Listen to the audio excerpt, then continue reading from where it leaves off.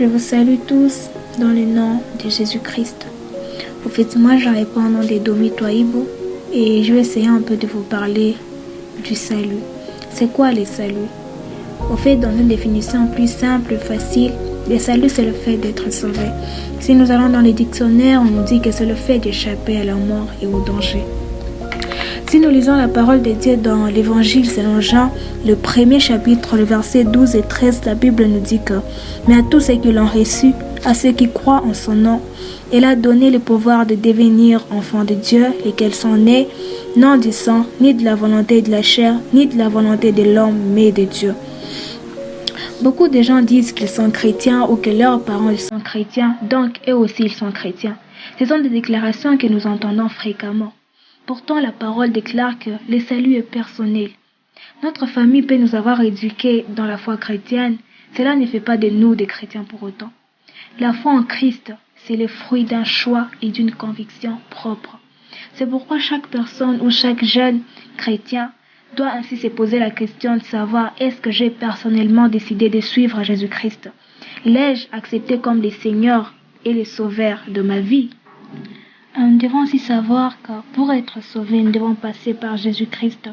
Car la Bible nous dit dans Jean, le chapitre 14, le verset 6, Jésus nous dit qu'il est le chemin, la vérité et la vie. Nul ne vient au Père que par lui.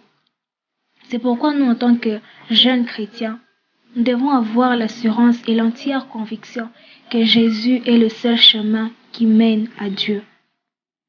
Nous devons aussi savoir qu'en tant que chrétiens, Jésus-Christ, il a placé quelque chose en nous. Ainsi, chaque jeune chrétien devrait chercher à s'interroger sur la mission particulière que Dieu lui a confiée.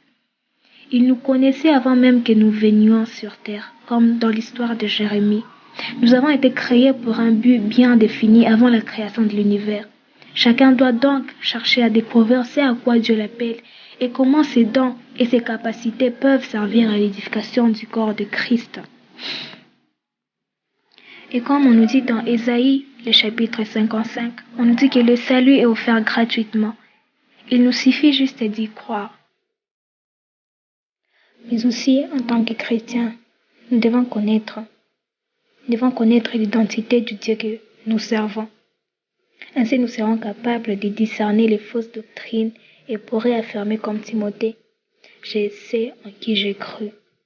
C'est dans 2 Timothée, le chapitre 1er, le verset 12. C'est important de savoir, de connaître le Dieu que nous servons. Mais aussi, tu dois te poser la question de savoir que si tu devais décrire Dieu à quelqu'un qui n'avait jamais entendu parler de lui, comment pourrais-tu le faire? C'est l'une des raisons pour lesquelles beaucoup évoluent et passent des années dans le Seigneur sans être capables de définir qui est Dieu.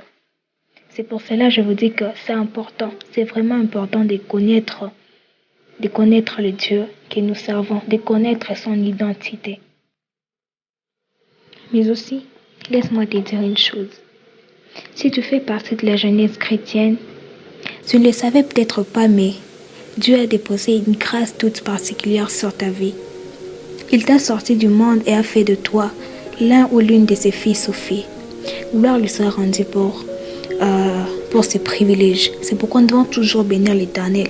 Car être sauvé, vraiment, c'est une grâce. C'est une grâce très particulière. Tu dois bénir l'Éternel pour cela. Mais aussi, tu dois savoir que si tu n'es pas encore sauvé, si tu n'as pas encore reçu le salut, tu dois savoir que Dieu est patient et il t'aime. Et il est plus patient que nous le sommes avec nous-mêmes. Nous pensons que si nous chutons, c'est la preuve que nous ne sommes pas nés de nouveau. Mais laisse-moi te dire une chose. J'avais entendu ça dans une prédication. On disait que si un bébé commence à marcher, s'il tombe, est-ce la preuve qu'il n'est pas né? Est-ce que c'est la preuve qu'il n'est pas vivant? Non. Mais il va se relever. C'est pourquoi laisse-moi te dire que la grâce de Dieu est encore disponible. Le pardon est disponible. Notre Dieu est bon. Notre Dieu nous fera du bien. C'est pourquoi je suis toujours attachée à lui.